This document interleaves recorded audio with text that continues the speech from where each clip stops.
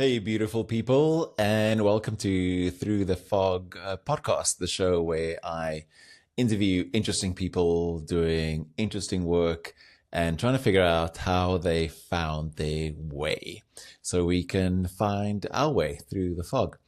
This episode is a conversation with Flip van der Merwe, who is now living in France, in Paris, and he is probably most well known for being a Springbok rugby player and playing for the Bulls, which was very close to my house in Pretoria, actually, Loftus, the big stadium. And Flip also has an MBA and now works in strategy and big data and is an all round, extremely interesting person and just a good human being. I loved having this conversation with Flip, and we meander through rugby, obviously, and then we talk about life, living abroad, living as an expat, making decisions as an expat with your family and for your family. We talk about religion, talk about family, talk about what it means to be a man, what it means to be a woman, and are those questions important or not? Really interesting. I loved having this conversation, and I know that you will too. So here is my conversation with Flip. Hello, Flip. Thank you so much for joining me today and taking the time out of your very busy French speaking schedule. And tell us a little bit about where do you find yourself right now? Thanks, Pierre. Great pleasure to be here. A big honor. You've interviewed some big names before me, so I hope I can carry the flag onwards, upwards, and looking forward to share. As you said, I find myself in France, in southwest of France, in a quaint little town of Biarritz. Very much, it's the sister town of Jeffreys Bay, known for its surfing. Awesome. But yeah, I'm not a surfer. Not a surfer, more on the rugby side, I suppose, of the things. How did you find your way to France? Yeah, so I came to France in 2015 as a rugby player. So I actually got an opportunity to come play in France for a club called Clermont-Ferrand. It's known as the Michelin Club. You know, it's ASM. It's Associative Sportif Montferrand. So it was established by Michelin for the employees to have some sport. So very big traditions, very tradition-full town, very much like Bloemfontein of South Africa in sense that it's very French. Like there's no English. You know, it's countryside and it's a little bit lost in the middle of nowhere. But that did me very well in terms of being able to speak French and living the French way. And then he initially said, I got here when I was 30 years old. Because like in South Africa back in the day, we played Super Rugby. If you play Super Rugby, then when you get 30 years old, you're sort of old and over the wall. So you look for greener pastures. So my brother was already living in France, and I said, "Oh well, that would be great to come be a little bit closer to him." Joined up in Clermont. Stopped playing around 2019. Left for the UK, left to do my MBA at Cambridge, and then COVID hit a year later, and I came back to see it out for 3 or 4 months, and 5 years later, still here. And your wife is French. And my wife is French. Partly the reason I came back then. Yeah, for sure. To be closer. Luckily, folks live down here in Biarritz, and we said, "Oh well, we come check out what's happening." Yeah, it's not a bad place to be during COVID. Yeah, it was quite good. And then 5 years later, 2 kids more. We could say the effect of COVID was good for us in that sense. But wife is French and fully integrated into the system. We were just talking now before we started recording about how you now dream in French and fight in French, or fight with your wife in French. I think that's the the level you reach when you know you fluent in French is that when you wake up at night and you go like, oh, I've just been dreaming in French. So that's not great, but yeah, the general language at home is French. Now that I've got two boys, I do speak English to them, so we get a bit of English going in the family, but I often let Afrikaans slip a bit, Yeah. and my Afrikaans gets limited every now and then. So no, so your boys are not speaking any Afrikaans. No, no, it was a choice we made together. So Yeah. it's I think it's a lot of international couples maybe listening here, and they, Mm. they go through the same type of discussion, and it's quite interesting because I'm proud South African first of all, and Yeah. I do love Afrikaans as a language, and I've read all the poetry and I've read all the books, and I'm van der Merwe, so I'm Afrikaans as can be, so Yeah. I do love the language, but for us as a family, it was more important that we understand what we communicate, as communication is so important. And in general, I'm not known as the best communicator, so we just decided together we'll do the English part, so then at least my wife will understand what I'm telling my kids. If I just start speaking in Afrikaans, it'd be great. They'll be able to speak Afrikaans. But, they won't be able to speak with their mother. I do think Afrikaans is such a unique language that it does come out.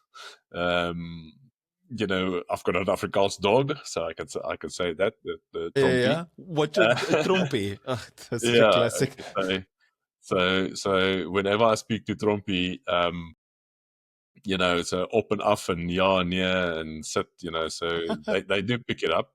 And even my wife picks it up. So you get the little Afrikaans words, and the more we go back to South Africa, the more they pick up. And I think it's a language rich enough that will cue their curiosity later on, and they will definitely learn it.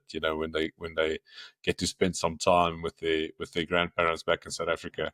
But and if they're curious enough, they can pick it up. Yeah, that's it. I mean, how old are your boys now? Mm. They're younger. They 2 and 5 months. 2 and 5 months. That's still young enough Yeah, to so learn that's the Afrikaans. bags you see. Yeah, it's the facts. It was so funny how often on the show we talk about kids and marriage and all that stuff, but it's. I was telling my friend the other day, he's got now his eldest is 7, and then he's got two more, 5 and 2. And we were talking, joking about it, how he, I always say, like, when your kids are that young, it's like you wave your wife goodbye for 3 years, and you just say, I'm just going to see you on the other side. I'm just going to dive down. Good luck. Yeah. And you just dive down. You come out on the other side after like 3 years, and you're like, okay, hi, nice to meet you. You just seem like a Yeah. really nice person. I can confirm it's quite intense in that sense that there's a lot of movable things going on, and especially the 2-year-old is in a stage where he's very busy, and then there's a baby as well. So the two under two, or what's that saying? It's quite it's a Yeah. thing. Yeah. No, it's definitely a But thing. yeah, also wouldn't trade it for anything in the world. And also, I know we're not the first people to have children, so we'll survive. We'll survive, and we'll make the effort to make it work. Yeah, no, that's for sure. It's really interesting that you mentioned you and your wife making a decision, what language you want to speak with the kids. But there's also I suppose, a wider thing, which I think many people will find really interesting. Because I have this conversation often with people that I coach, or, people that I, work with in business, but whether or not they should move to another country, they have an opportunity, they don't have an opportunity, well, they have an opportunity here, they may not have opportunities back in South Africa, and then making decisions with kids, for kids. How do you navigate all of that, like complexity that it adds and brings into a family? So how would you say, how do you and your wife make decisions concerning, specifically in the sphere of international decisions, like where do you raise your kids? What language do you speak? if there's religious questions coming up, or if there's different religions, I don't know. But how do you and your wife approach decisions like that? Yeah. It's a very good question, Pierre, because it's a very topical subject. Because we are much similar. French Huguenots and Afrikaans. That's where we come from. Mm. That's not a. And it's actually going into the lineage of my wife's family. She is from La Rochelle, Bordeaux area where the Huguenots were from. Quite tall and dark haired and stuff. So it could be. We should go into the family trees later on, but that's sort of there's. I often say, like my in-laws and their family, if they spoke Afrikaans, they could have just as well been, normal Afrikaans family living in Durbanville. Wow. Yeah, there's so many traits. They love a braai, so I think that counts. That counts. But then, yeah, there's certain things that when you are young and aspiring and you dream for your kids, you think, okay, that's the way I want to raise my kids and which Mm. situation. And you obviously have the bias of how I grew up, and my folks are farmers, so I grew up on a farm, and have had all the space that I could live, and I went to great schools, and you had space, and you were used to having your sport, and your education was always a high level, and that's sort of some of the stuff that you don't get in France. So if we decide we're going to stay here, one thing is finding suitable education in English. Oh, yeah. Because I'm happy that they will be able to speak French, but I don't want to raise French kids, if that makes sense. Yeah, that does Um, make sense. Yeah, understand. yeah, there's a limit to everything, especially in the area where we live. There's no double medium French English schools. So that's a very big point we are discussing. They actually have another language called Basque that Yeah. they speak. Yeah, the Basque region is an area in Spain, very proud Spanish area as well. They had like small civil wars like until 30 years ago still, against foreign people, etc. Wow. So well, a very proud place. But now, so we were speaking about Afrikaans earlier. Now instead of Afrikaans, they're going to learn maybe Basque in a school somewhere, and that's a difficult one to explain to yourself when you're alone at night. Oh, yeah. That like, yes, they speak Basque but not Afrikaans. So Yeah. yeah, that is how do we make decisions? And it's stuff we chat through, and it's at the moment it's very topical in our family because um, I'm very keen to come back to South Africa. I feel that I've done my time. I've done my time in France or in Europe for that sense. I feel that I need to give back more to South Africa, and to do that, I feel that I need to be closer there. There's a couple of things that's working together so that we that everything falls in place. But it's a big need on my heart at the moment is to get back there, to do more good in South Africa. So we are discussing that, and I'm using education as the way for that. But yeah, there's some you win, some you lose. So we at the baptism of our children, so they baptized Catholic. Yeah. Um, if what I think in South Africa, uh, it's I grew up Reformed. Yeah.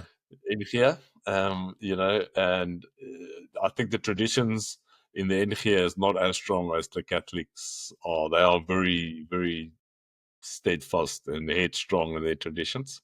Yeah, for sure. So I was happy for them to continue that tradition. I think it's good, and it's a beautiful gesture to carry on for the children. Yeah, that's fantastic. So how do you and your wife, is religion a factor that you talk about often, or are there differences that you have to navigate? It's like, but what are we going to tell the kids? Or is it, Yeah. unpack that for me a little bit? Yeah, it's an interesting topic. I would say I am a religious person in the Mm, sense that I do believe, and I do believe in the power um, that the Bible can bring, in believing in something to give you purpose in life. I work in strategy, so that's what I preach to my communion every day is believe in yeah, something, and then you can get there. yeah, Um, so, uh, uh, the biggest difference between, Reform and Catholics is, they believe in Mary and we believe in Jesus, so, um, it's much the same, and but they have a lot of different. They're more traditional in their church going, where we go and it's more of a community thing. They yeah, go there and there's a lot of rituals involved. yeah, I definitely don't have all of them under the knee, and whenever we go to church, it's beautiful. The church as well. It's a beautiful place. I can maybe send you some photos and you can share later on. But yeah, there's it's time for me to rest and use my head capacity just to appreciate the place we are in, and not necessarily not necessarily participate. But it's definitely something that I would want my kids to continue to carry on. Religion as self, I feel that is something that each person should discover. Um, I definitely not in the school that I feel that you should force religion on someone. mm, I think that's got much more a bigger negative effect, and I think that's explains a little bit about the death of the Reformed Church in South Africa, is because it was forced like turkeys down our throats. That this is yeah, how you should be, and it wasn't necessarily a free will participation. So I would guide them as I see, and I just the stories that you can tell from the Bible, and connect them to real life situations. I think that's the best way to yeah, tell the story to children.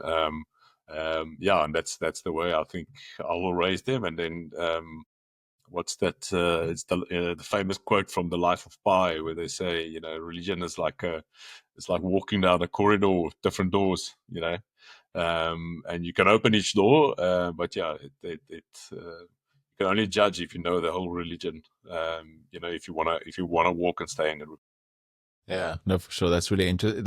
I mean, that's really interesting topic and conversation. And there's almost often, not often, there is a inherent paradox in it, because I see with my kids as well. Like, I mean, for those people that don't know, I am actually an ordained Dutch Reformed minister as well. Like I call it, like a preacher by night, so sort of undercover. And there's always an interesting discussion, because we want not to force anything on to your children, because that's damaging, like as you rightly said.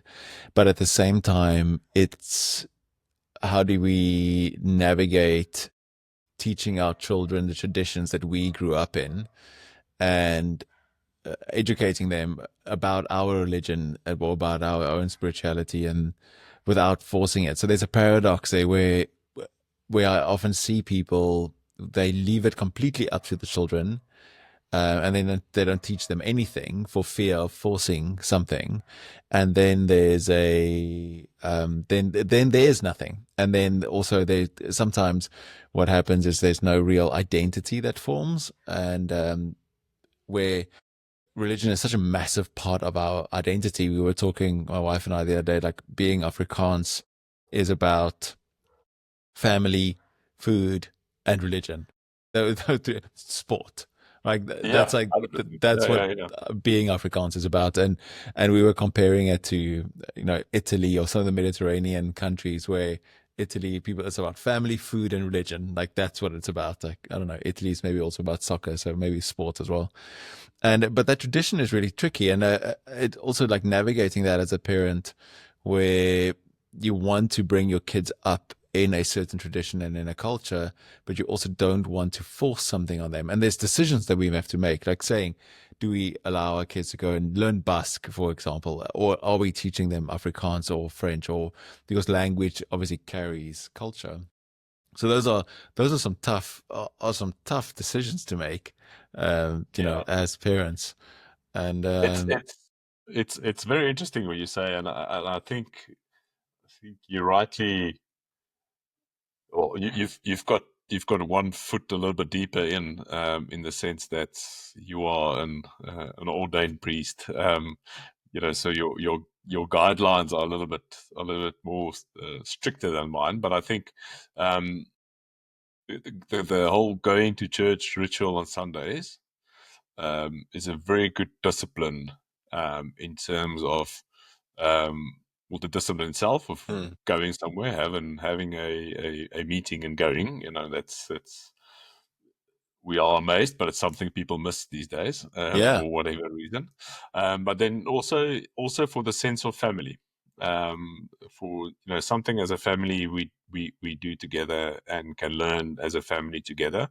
mm, I think that is something that's sort of slightly falling off the grid.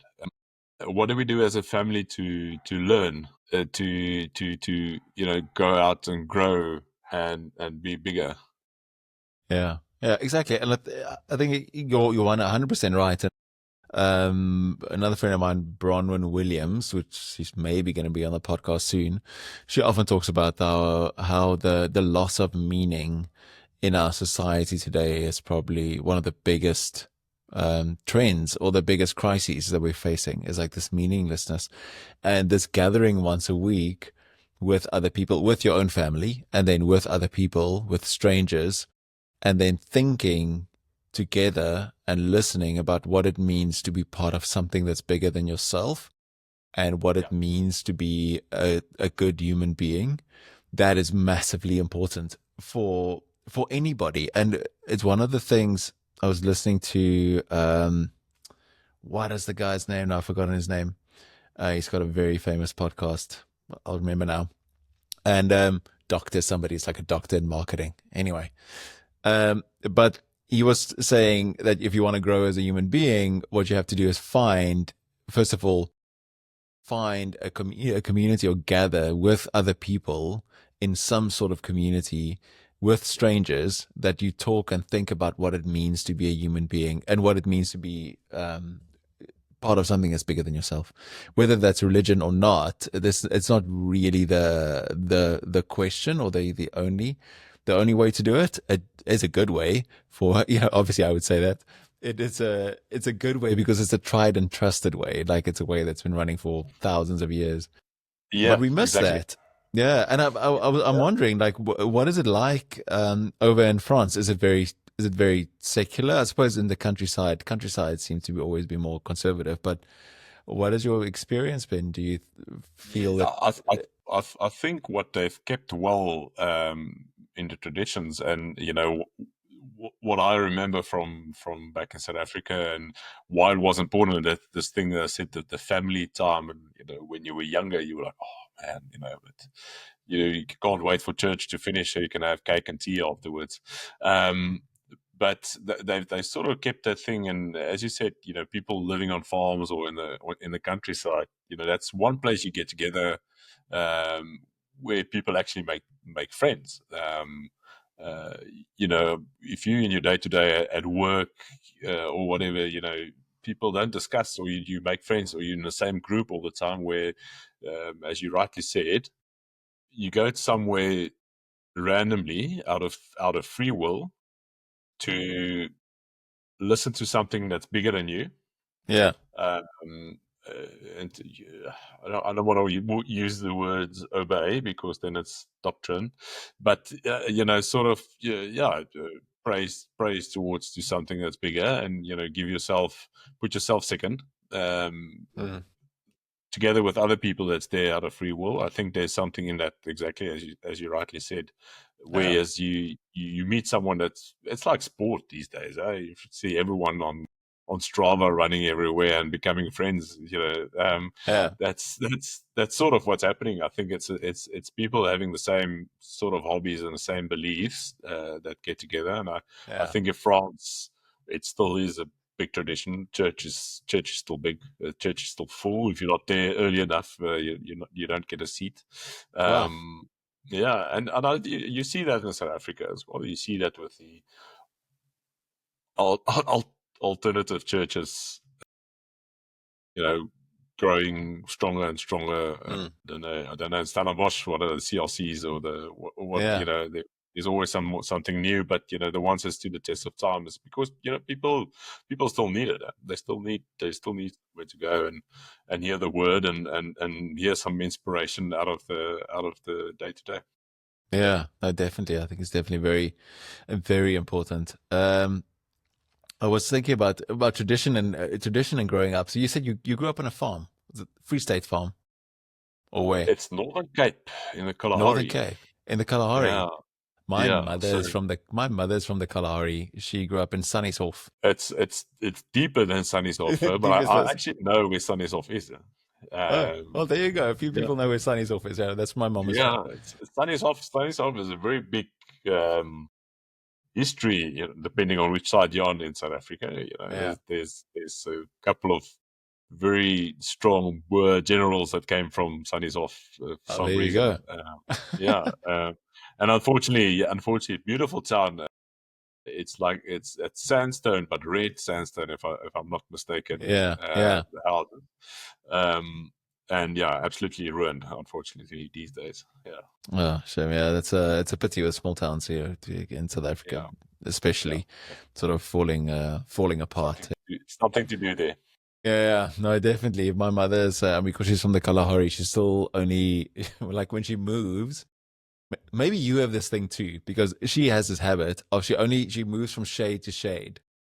So in Afrikaans van skaduwee na skaduwee. And she always she'll never stop in full sunlight, in direct sunlight. She always go from one tree to the next tree, or one, I don't know, roof to next roof. And she's like, no, Kalahari, that's how you move. You just move from shade to shade. You don't actually spend any time in the sun. Yeah. No, it's we smack bang in between a town called Hotazel. There's literally a town called Hotazel. It's about 20 kilometers from us, 30 kilometers from us. And it is, as you said, it is hot as hell over there, and you don't want to be trapped alone in the sunlight. That's for sure.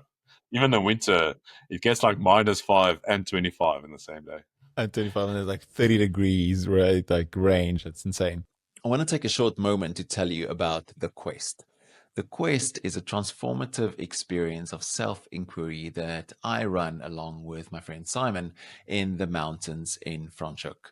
It basically consists of a retreat, at the center of which lies a solo, where you spend time alone in solitude on the mountain, out in the open with only the basic necessities, whilst fasting. That means only drinking water. The entire process is designed to help you work through questions that you have. Questions like, what am I supposed to do next? Why am I here? Why am I making this decision? Why do I need to leave this behind? What do I need to leave behind? Or what do I have to pick up to move forward?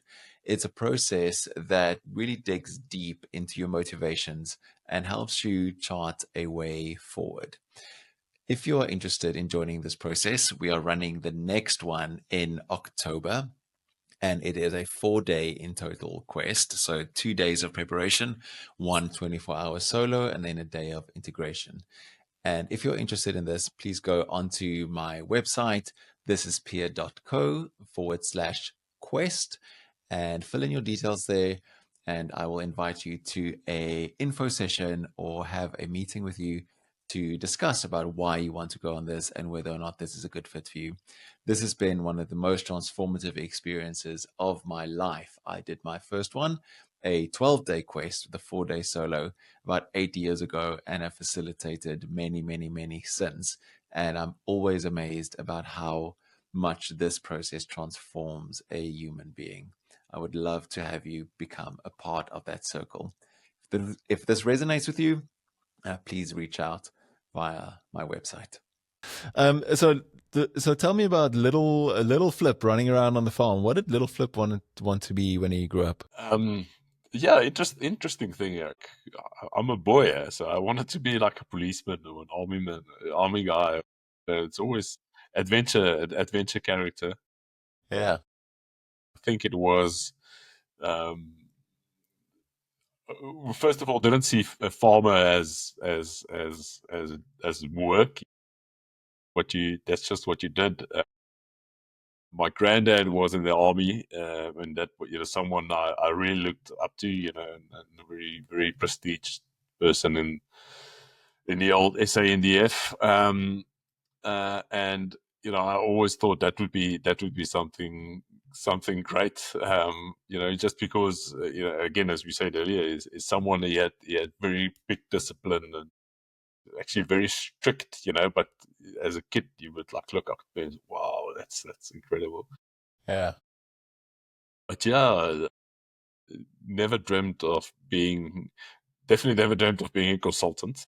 Yeah. A French speaking strategist. on an accountant or being able to speak French or that, very, very simple dreams. Yeah, very simple. Very simple. Dreaming of being a French speaking consultant.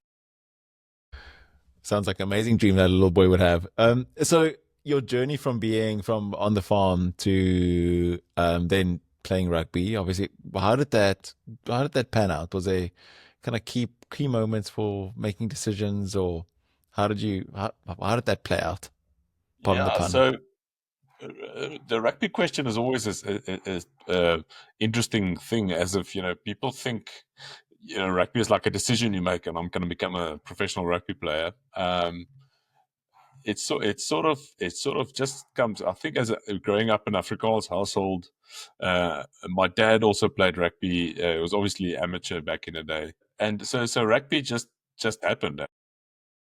Rugby is just it's like in the Afrikaans blood. I think if I was obviously a slightly bigger than normal boy when I grew up. Rugby ball was put in our hands, but we did participate in all sports. We did go to boarding school quite early, and we played all types of sports: cricket, swim, athletics, rugby, and then did everything by season. And it sort of worked out in the end. There was never this decision that we're going to become professional rugby player one day, but obviously loved rugby as much.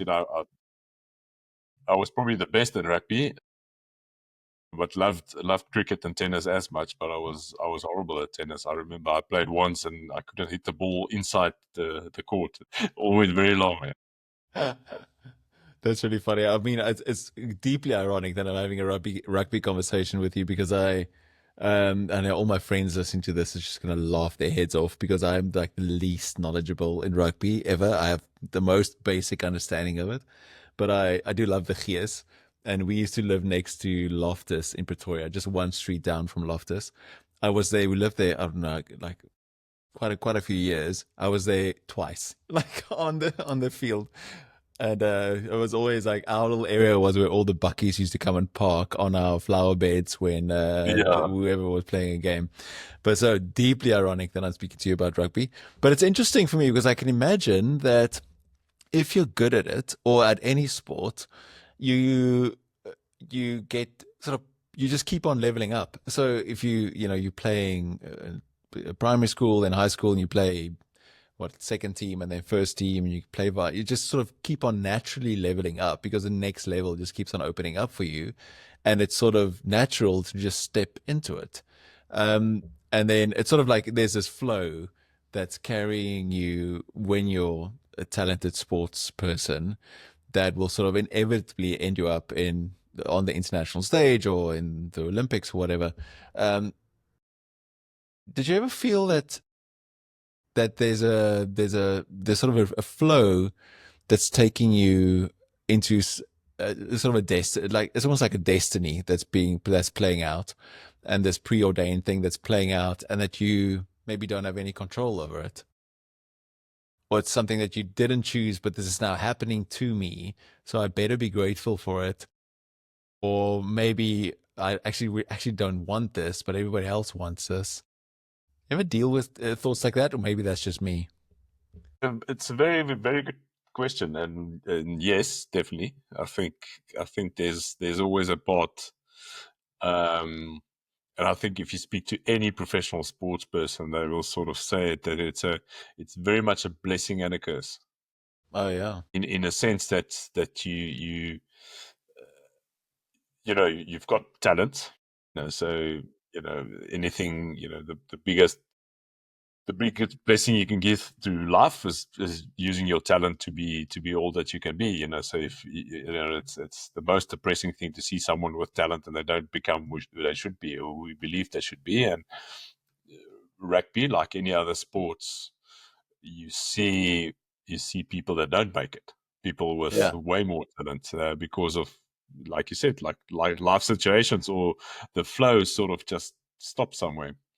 yeah, There was definitely certain moments when I think, when I was, say, 17, 18, and rugby was professional, but I never saw myself as becoming a Victor Matfield or a Brian Abana or a big a big rugby player. You just didn't. It was difficult to see myself as that. yeah, But I was lucky to be in a very good school and we got coached by teachers, not professional coaches or whatever, but yeah, just, but because rugby was such a thing at the school, it's like everyone was so disciplined about it. So I think the discipline that got drilled into me when I was almost military like discipline. You were like mm. trained at 5 in the mornings, and you were there on time. Afrikaans, kom je horen keer.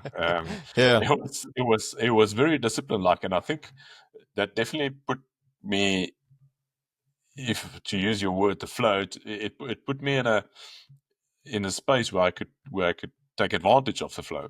yeah, If it makes sense. So uh, if the wheel of the what's the rat wheel, if it spins, um, are you fit enough to keep up with it?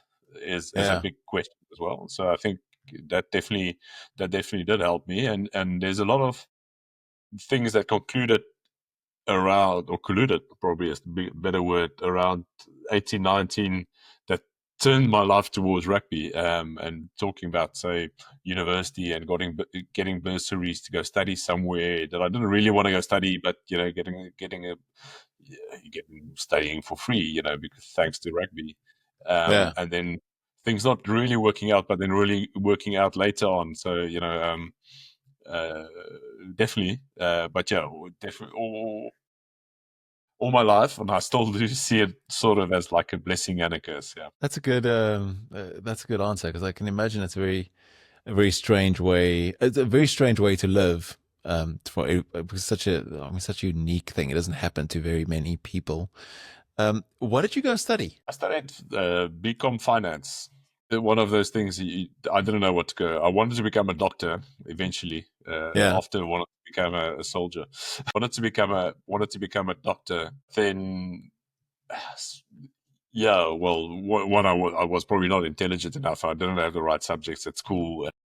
mm. You got sort of, at school, the guidance was a little bit missing, I think, in that aspect. I remember we doing one of these tests, not application tests, Aptitude tests. aptitude test or something. Yeah, I Yeah, can't yeah, remember. yeah. Yeah, yeah. Aanlegtoetsen in All Afrikaans. aptitude. Yeah, we did Yeah, aptitude tests, and told me I should become an engineer. Which today I sort of understand. So yeah, that makes a hell of a lot of sense. But back then, engineer, and we had technische tekeningen, technical yeah, drawing as a subject, and I think my first semester I got like 30% or something for it. Purely because I couldn't draw dark and light lines. So obviously threw that out of the drawer. Said, okay, well, I'm not going to become an engineer. I didn't get accepted for medicine anyway because I Yeah. didn't have biology. I didn't have biology, so next step is BCom. Become. And yeah, BCom, and you get paid to do it, so do it. Shut up and comply. But yeah, in the end, that had a lot of fun. It was good. Yeah. Yeah, Where did you study? Kofsi's University of the Kofstees. Free State. Like a Free Yeah, State. Kofstees is great. That's really awesome. yeah. No, I love Um, it. We had a great time. that's really cool. Tell me, so from rugby, then MBA. Was it because of the BCom that you went MBA? Why did you choose that? Yeah, that's a very good story, and there's another degree that came in between the two. Oh yeah? When did my BCom, did my honors in economics, and then went on to do a master's in data science. Um, and that became because I was sort of a late bloomer in the rugby sense. So it ties in with our earlier conversation of being a blessing and a curse, because I started off like a house on fire, and played the game for the Cheetahs when I was like 19, 20 years old, and then just never played until about 24. I played rugby for the university, until I got picked up by the Bulls, your neighbors. Neighbors, yeah. Yeah, and in between, I worked for a little company that you might know in Cape Town called Sanlam. Oh yeah, small little business down the road, yeah. Small little number company, Yeah. but a very good, met great people over there, that definitely cued my interest around data and the perception of data visualizations. Talk about 2006, 7, 8, around there, where advisors was the thing, which is fintech today, and it was Right. basically um, the Excel macros that they wrote in a certain way that they could visualize people's portfolio planning for them, and endowment funds for mining companies, and show them what the money would be worth in like 20, 25 years. And the reaction of the people in their eyes were just like, wow, this is amazing, and I got the opportunity to work very close to some of the actuaries in at Sanlam. I was called the actuary whisperer because I could actually communicate with them, That's hilarious. and they kept me quite close, and I could see the way they operate and the early algorithms they wrote. So grew my curiosity for data and data analytics, and that's why I went to do my master's in data science to understand big data. What is this whole thing? Um, and then and that went into like BI, which is business intelligence, which is basically how do you help people make better decisions with data. Um, so when I studied all of this and throw in a big spoon of rugby on top of it, I thought the MBA would be a very good way of gluing everything together, making a little bit more sense of it. I also always wanted to go into the strategy side. I think I've got a good way of understanding how a company should work, and then guiding them towards making better decisions and going through that glass ceiling, as to where they should go. The MBA is a very good school for that, for learning strategy pure and pure. That's one part, and the other part is obviously the network. And then, when we were young, we had family friends that studied at Cambridge, and it looked very idyllic. Like, Yeah, this of is course. it's really where you want to study. And it was between the two. It was between Cambridge and the other place, Oxford. The other To place. go there, and yeah, Cambridge just spoke. The people I met just spoke more to me, and that's why I chose Cambridge in the end. Yeah. It's amazing. How do you make decisions? Um, I overthink. I am. And how is that I'm an working for overthinker. you? Yeah, not great. um, um, it's also, yeah, if you hear the noise, I've got a little fidgety tool here. Okay, That's I've got part of one the too lying overthinking. around. The overthinking tool. No, it took a long time to understand and to steal the words of Mick Jagger. Does the noise in my head bother you? It took a while to understand what is going on in my head and why am I like I am. And um, you did a lot. I think the NBA does a lot of that work as well. It's like Yeah. understanding yourself before helping yourself before you can help others. So that's a long part. And um, rugby also helped a lot because a lot of the coaches you meet in rugby aren't just rugby coaches, but very much life coaches. Mm. And you grow up very fast in that world, and so you obviously learn things much faster. And as they said, our first day in the NBA, it's like drinking water from a fire hydrant. And I think it is that you take in so much in life, and then you grow, and you need to handle that. And recently done an Enneagram test. I don't know if you've ever. Yes, I know the Enneagram very well. Yeah. Yeah, and done that, and that actually helped me a lot of giving perspective. It gives for me, it gave more perspective than say Myers Briggs and Yeah. personality test. It's more about why do you think that like you think, and what Yeah. are the levers that you should use and shouldn't use, and where should you go. Yeah. So, if to give you an idea, I'm an Enneagram 5. A 5. Uh, Oh, okay, there you go. So the yeah, overthinking then totally makes sense. yeah. So I want to make sense of stuff. So to make sense of stuff, I absorb it and I try and solve it.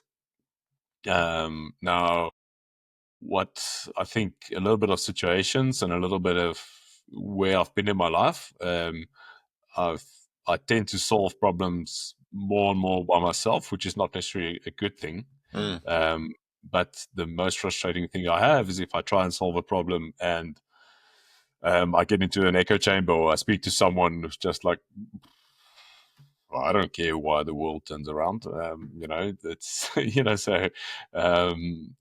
so I just avoid that. So how do I solve problems? Is definitely I debate it, I over debate it, then write it down. It's probably the best way of getting over it, getting it out of my head Getting it is out of your writing it head.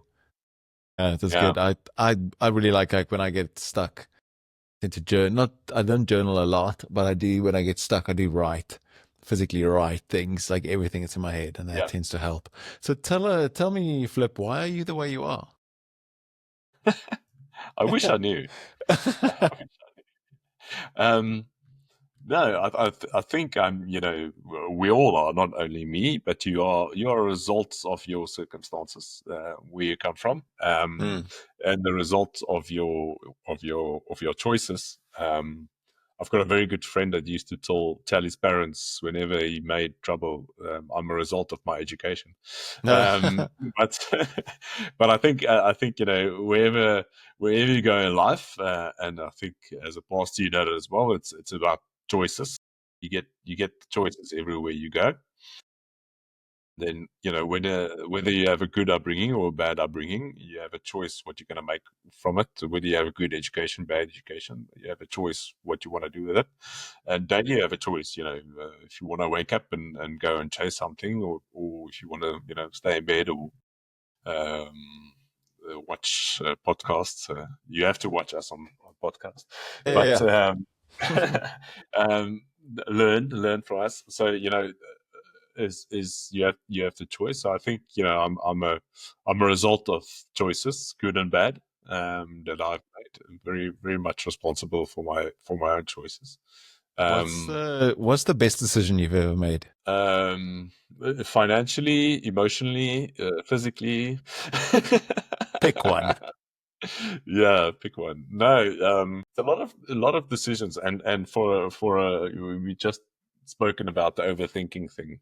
there's a lot of decisions that came on a whim that I said yes, and it Mm. worked out very well in the end. And it sort of goes, it's very contradictory to what I do. And I Yeah. take the Bulls, for example. So I had a very, very decent job at Sanlam, as I said, and you know, if I look at my peers today, they very well off. You know, when I think left Sanlam, the share price was around 12 or 14 rand, and I don't want to look at where it is today. We can quickly look. I can quickly find out. Yeah, just put the dagger in deeper. But Oh, so 792 rand. yeah, exactly. And Johan van der Merwe, I think, was the CEO, and he used to say it's a 36 rand company. Yeah, so you know, he was 36 selling it. rand company. So he was Yeah. wrong. You can just tell him, sorry, Yeah, you were wrong. he was wrong. And Johan van Zyl, no, I'm not sure. Anyway, and on decisions that I took quickly. So the Bulls decision I took in a matter of 15 minutes. I got a call from an old coach asking me, do I still play rugby? What's happening? What do you want to do? Do you want to come try out at the Bulls? And trying out at the Bulls is at the time, the Bulls was the holy grail of rugby, unless you lived next door to it and you had plants that people parked on. But they had all the best locks in South Africa. I'm a lock second row player, and they had all the best in the country played there. When they asked me, I just said yes. Like, you know, that meme that throws the papers in the air, just left. And just left. Yeah, Took off your I just tie. left. Took off my grey shoes and left. The consequences of that was actually brilliant. So with Sanlam, they kept on with me. I was allowed to continue as an advisor, you know, to learn, because I was in South Africa. You could CPD points and whatever. And I got the opportunity to play for the Bulls, to learn from the best of the best. 6 months later, I played for the Springboks, you know, Amazing. which was, yeah, it's the wildest dreams, but there was no overthinking involved in that sense. And I think it ties in a little bit with, you know, when rugby became a possibility that this could be real. That's something you really want. You know, that's something you're ready to take. And, you know, when the flow goes, you must be ready to run with it.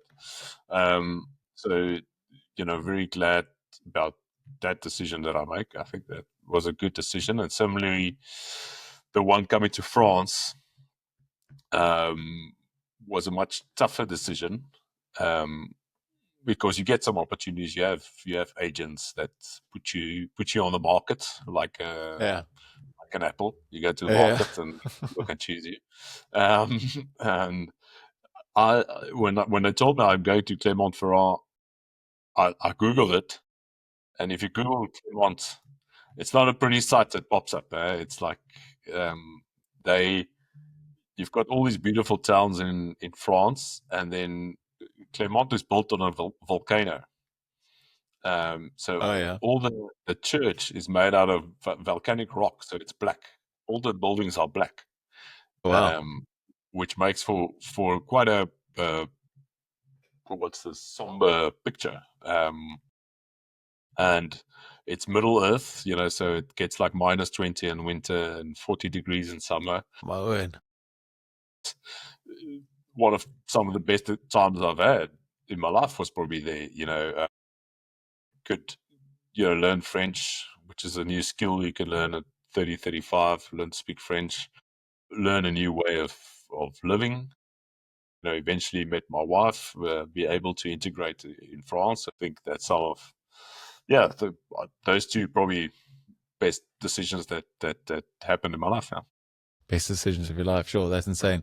I'm looking at the Clermont-Ferrand, the cathedral there. It's very dramatic. The black. Yeah. The black rock. That must be insane. Yeah. I love, during COVID, I started this habit of posting chapels and churches, more chapels. It was one of my life goals is to one day build a really beautiful chapel somewhere. And to this day, like I literally got one every week or two. Somebody would send me a chapel, like send me a chapel or a cathedral or a picture of something. Awesome. It's actually become really cool. So I'm fascinated by it. There's some interesting things going on You there. should go. You should go see. Well, they should use it in more movies. I don't know why they don't use it, but Yeah. it's a beautiful church with a very steep history as well. It was built in the 4th century, the first version Yeah. of that. So it's a long time ago. Yeah. That's um, one thing about Europe. Like you sit in a pub and it's been there longer than yeah, South Africa has been in South Africa, like in the South yeah, Africa way the way it longer, is now. exactly. Yeah, like this pub is like 500 years old. You're like, what? It's Exactly. insane. Yeah. Love that. Really Um, cool. uh, and the funny thing about it is like even that the Clermont Church is where the first crusade started. Yeah.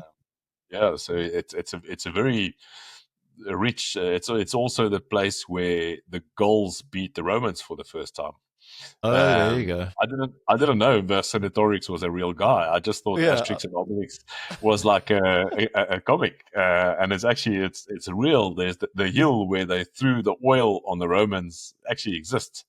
Yeah. Um, Oh, so wow. Jagovix, yeah. So it's a Jarovi. It's a real. So it's a very very historic town. But that church, for example, every time.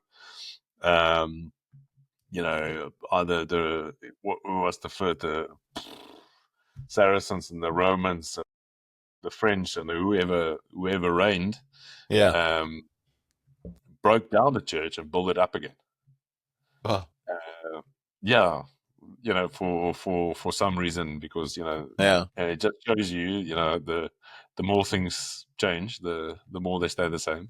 Yeah. It's interesting. Like everybody wants to leave their mark because like we want to build the church Everyone wants our to leave way, them. like Exactly. our little bit of like our legacy. Yeah.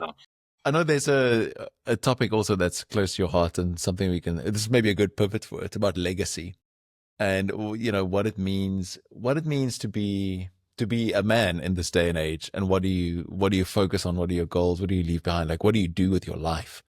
What are your thoughts in general? I know that's a very broad question, broad strokes, but what are your thoughts about something like legacy?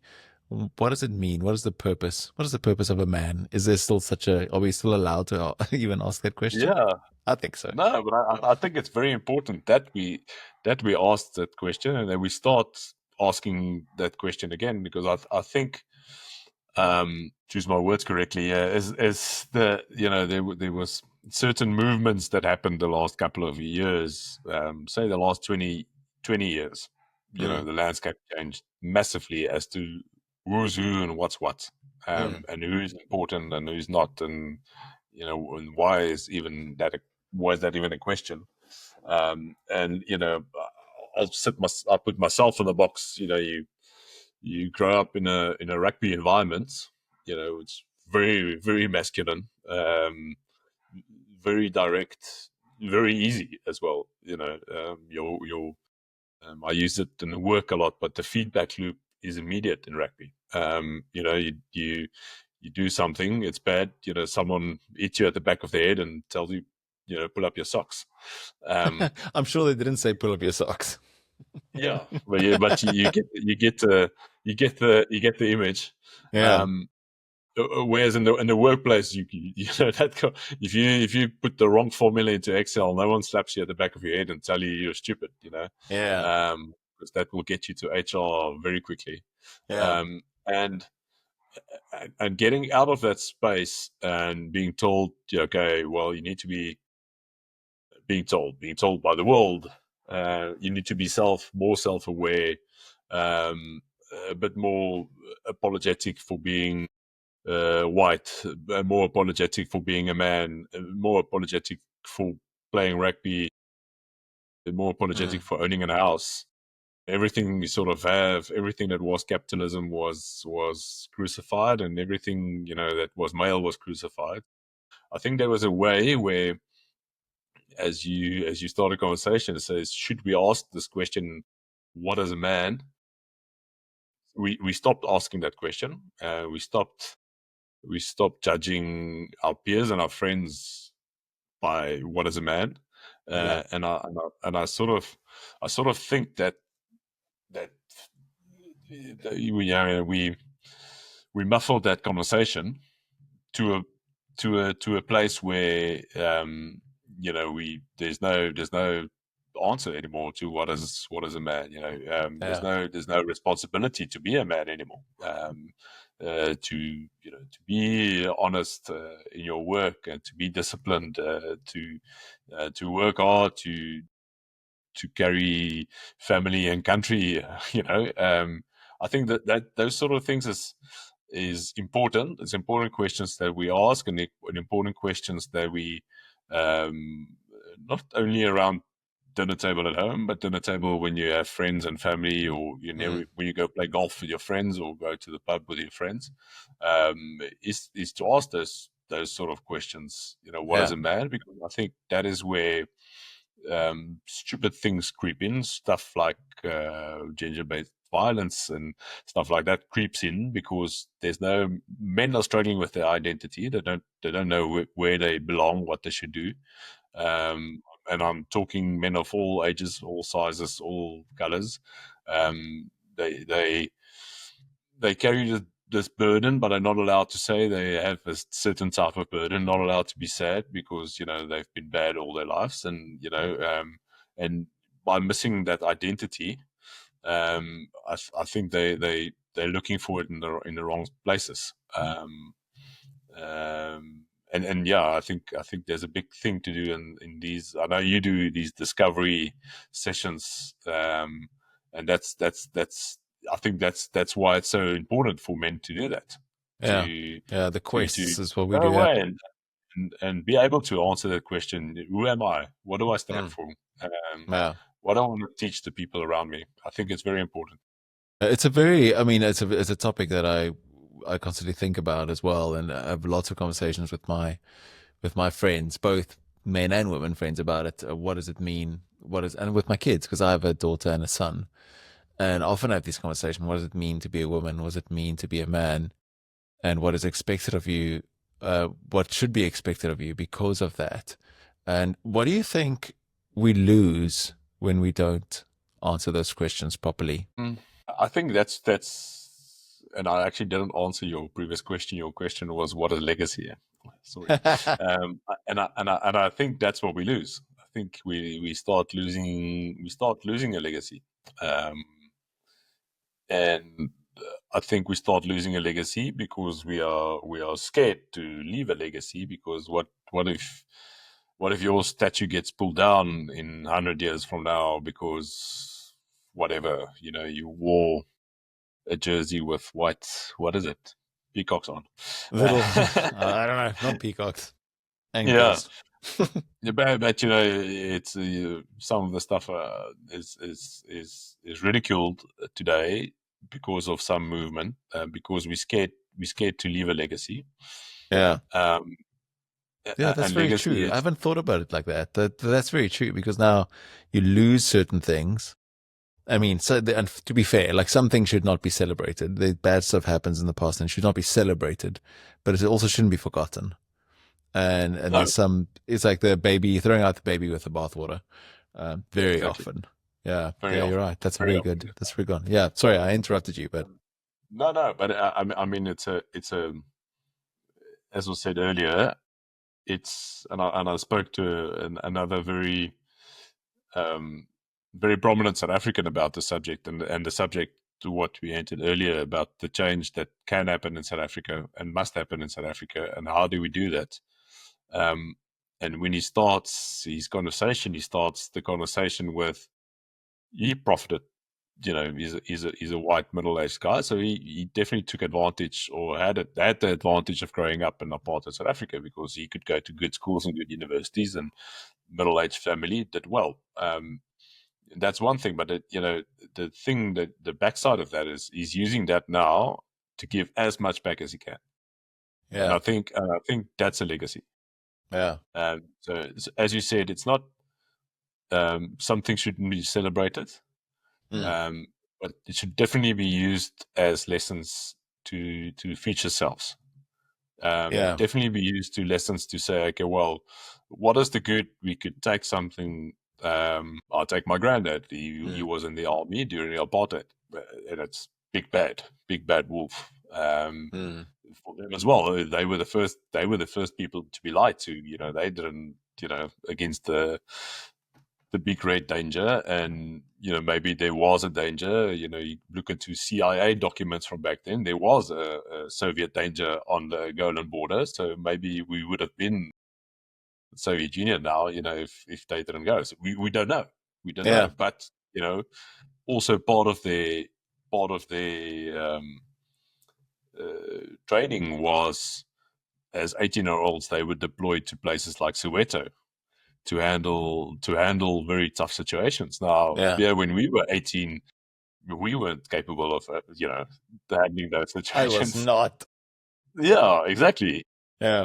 So and so they were put in situations, and now we sit with a generation of men who feel very bad about it, but they're not allowed to talk about it. They were also very proud about what they did. Yeah. I think you can, YouTube is getting a little bit more unhinged these days, so you can find a lot of the old SANDF clips and movies on there, and it's actually quite interesting to watch and how well they were organized and trained and disciplined, and I think that's good things, and I think that's, as we said, you should take some of the good things from that and see how it could work. Learn not how to do the bad things. Learn now Yeah. to be able to see 25 years from now, will this, what I do today, have an impact 25 years from now? And which legacy would that leave? Yeah. No, for sure. I think that's a good way to do it. I've got a friend, actually, Kali Ruiz. He is a very interesting character. So as far as I know the story, he was a kapellaan in the army. So a kapellaan is for those that don't understand Afrikaans, it's like a pastor or a reverend that serves in the military. Yeah.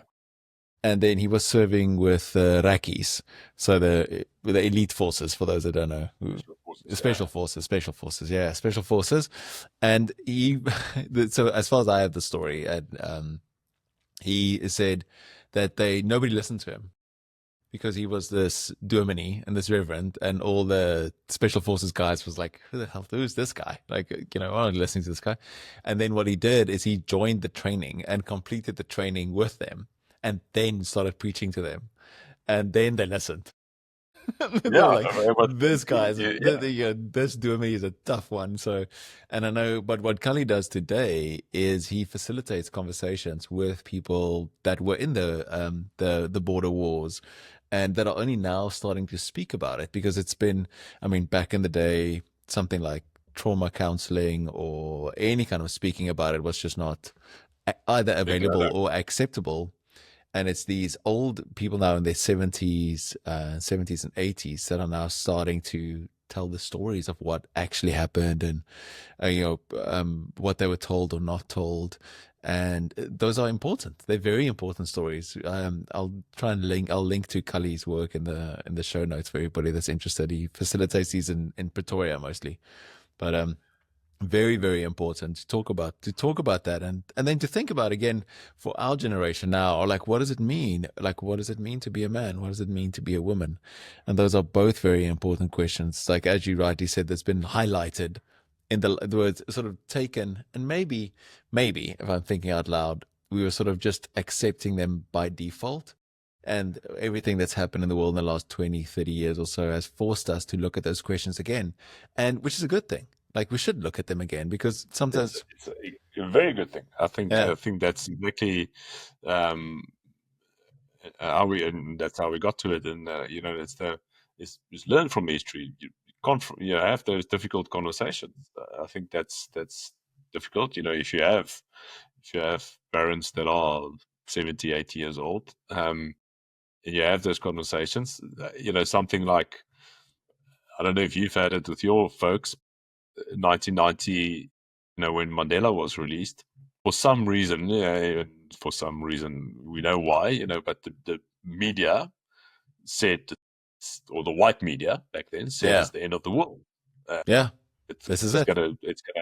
gonna be complete chaos and everything. So I spoke to my folks, and they like hid food underneath our beds, and just, like I was too young, I didn't realize, Yeah.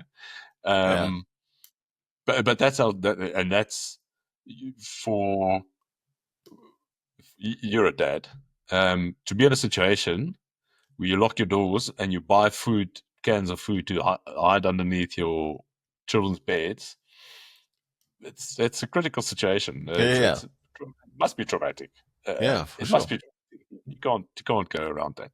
Um, um, so it's interesting, and I think as we forced to have these conversations, and we should have more. We should have more dialogue. Should have less screaming at each other, and just be on the side of I'm right and you're wrong. Yeah. Yeah. It No, for I sure. think we see it everywhere. We see it, Republicans, Democrats. I'm right, you're wrong, and then someone else is win, and then everyone's right and wrong, and life goes on. Yeah. Yeah, no, for sure. I mean, the conversations like that are massively important. And conversations about, like you rightly said, conversations about privilege, like your friend realizing that you gained certain sort of maybe unfair advantages or unfair advantages. And but the question that I mean, I have this conversation with my kids all the time, and saying that you have an advantage because you're privileged enough we can afford a good school and you're going to go to university if they get their marks up. But then, but the real question is, are you worthy of that? Like, what are you doing with that advantage or that privilege that you've received? Like, are you worthy of your privilege? Are you worthy of the advantage you received? Like, how are you giving back to South Africa, to the world? And what are you working to make things better, to move the world forward?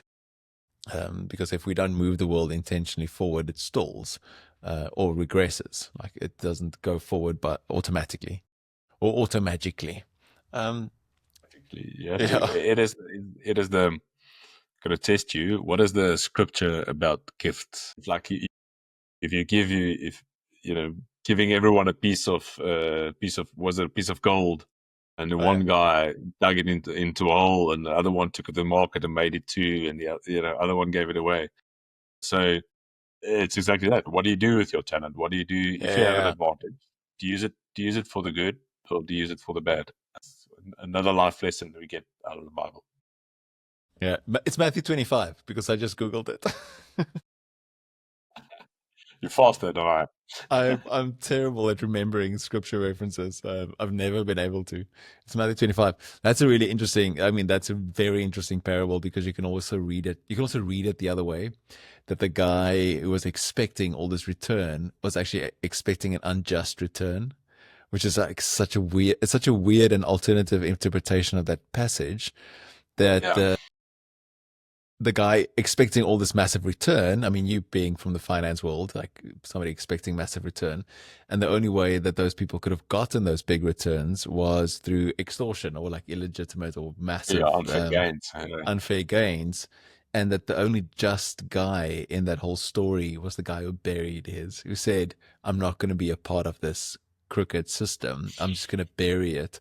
And Yeah, The Greek for the cloth, because he says he wraps it in a cloth, the talent, the coin or yeah, the money, and then buries it. And the Greek word for that cloth is, like in Afrikaans, you'll say like a snotdoek. So it's like a rag, a filthy rag that you use to yeah. wipe your nose with.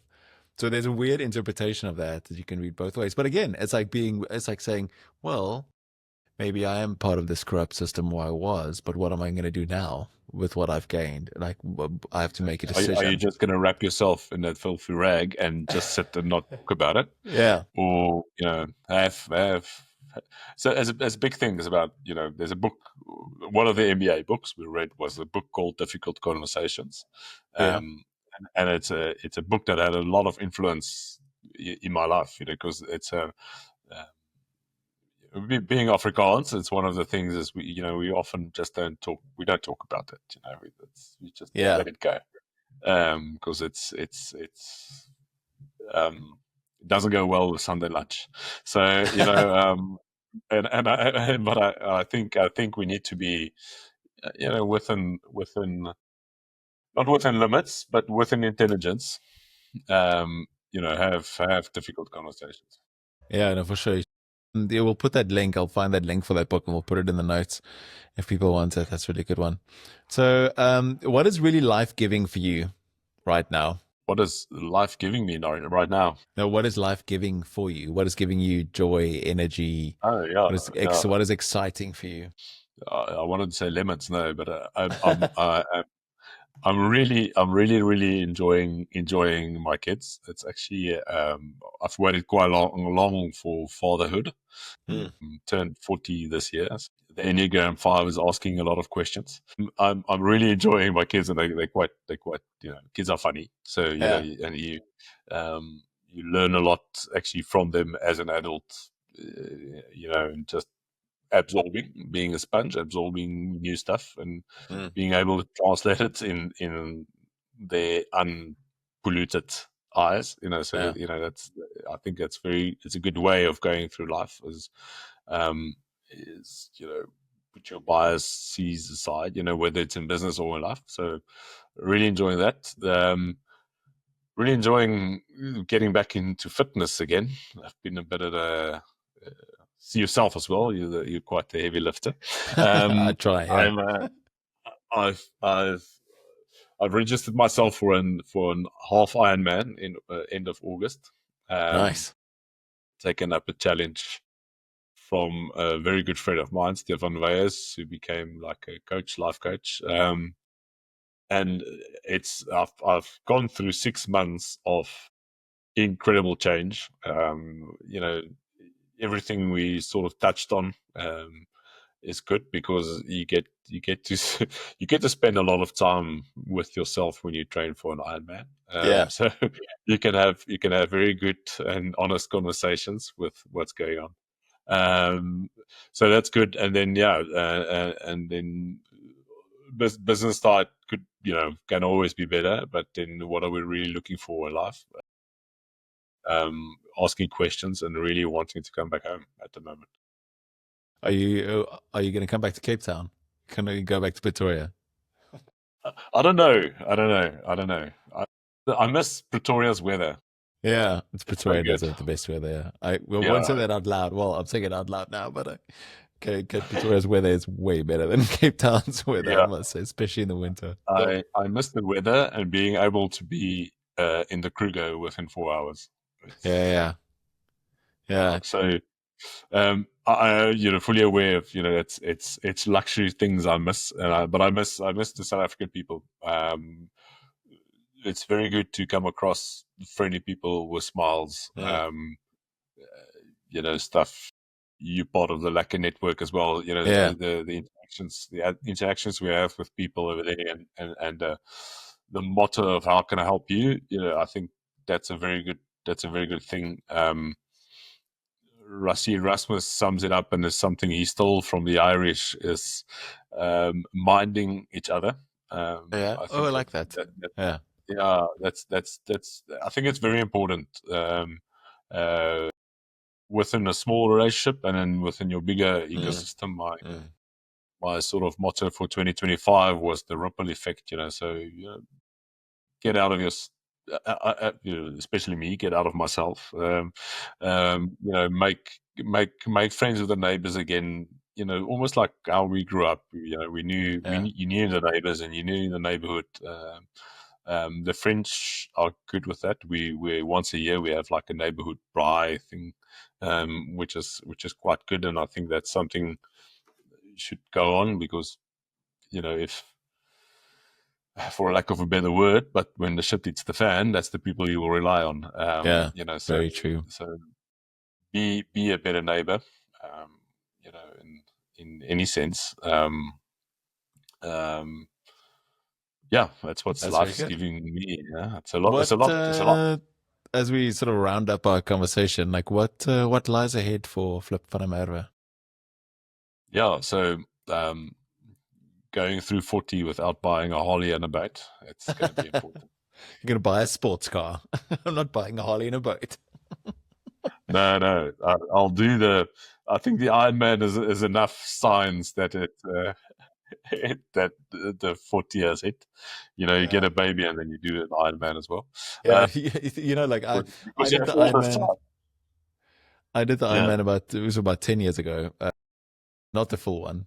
But then we used to say to each other, me and a couple of friends were training together. It's like, if you're still married after doing the Ironman, you didn't train hard enough. Yeah. It's exactly. But it's been good on the other side. Is in terms of planning, I think I'm way better than I was before I started. So good for what it is, and I've lost about 25 kilograms. That's Oh, the main aim. wow. Well done. That's very good. That's amazing. The cheeks were much rounder 6 months ago. Yeah. What's up for me? So I definitely want to initiate a move back South Africa.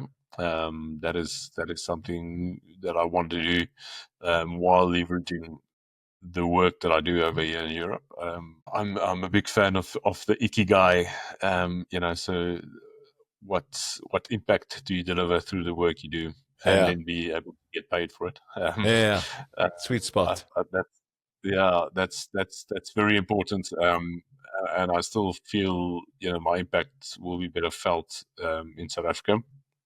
So working towards what that looks like and having some good conversations. Had a very good listen to Kevin O'Leary. He's one of the Shark Tank guys. I don't know if you know the guy. And he was explaining, because he had an extraordinary life as well, and he was lucky to work alongside Steve Jobs, and he explained how they work, these geniuses, the signal versus noise, and how they could they 80% signal, just go toward what matters today and what matters now, toward and noise, the 20% of what what's going on around and the other things. And they always say the noise will fall in place if the signal is correct. And I think that's a very good thing for me as well, that I've got a finger in a couple of pies. So the things that matter, do the things that matter, and the rest will fall in place. Without being an Elon Musk and being 100% signal and just going 100% signal. Nothing else. Yeah, but just a couple of sort of popcorn questions. Advice. Well, your kids are really young, so I don't know if you're giving them advice yet. But let's say, what's the best advice you've ever received? Be so good that they can't play without you. That they can't play without. Oh, I love that. That's great. They're so good they can't play without you. It was obviously came from a sport. Was something my dad told me once when I was very young. Because you go, sport, you go through selection processes, and there's always one Umi that doesn't like you, or an Oni that doesn't want to pick you, and business is the same. You pitch to a client, and it's just one guy says, no, it's not interesting for us, But if you're so good that they go, yes, we can't not have this. Yeah, exactly. Then you have it.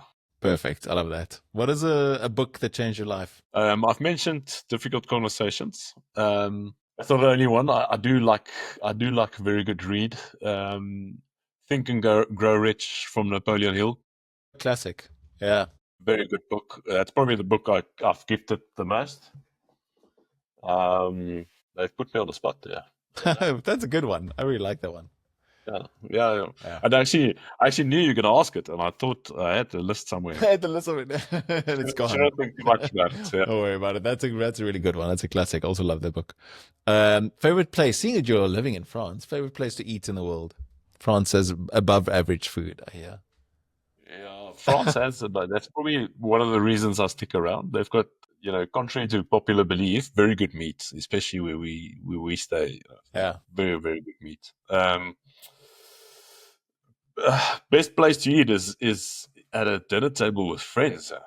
Good answer. There's nothing better than that safe space where you've got be it 4, be it 8, be it 50.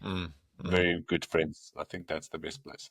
No, that's very true. And food is better for you when you eat with friends. I learned that the other day. Food, Your body especially actually absorbs it better. if you prepared it. If you prepared it, the Yeah. French taught me. One of the things we got from the French is making a good bourguignon, or like a poiki. Mm. It's exactly the same thing as well. One of those cultural life lessons we learned. Yes, and that's Oh, fun to make with friends. You start yeah. early in the morning. It cooks all day.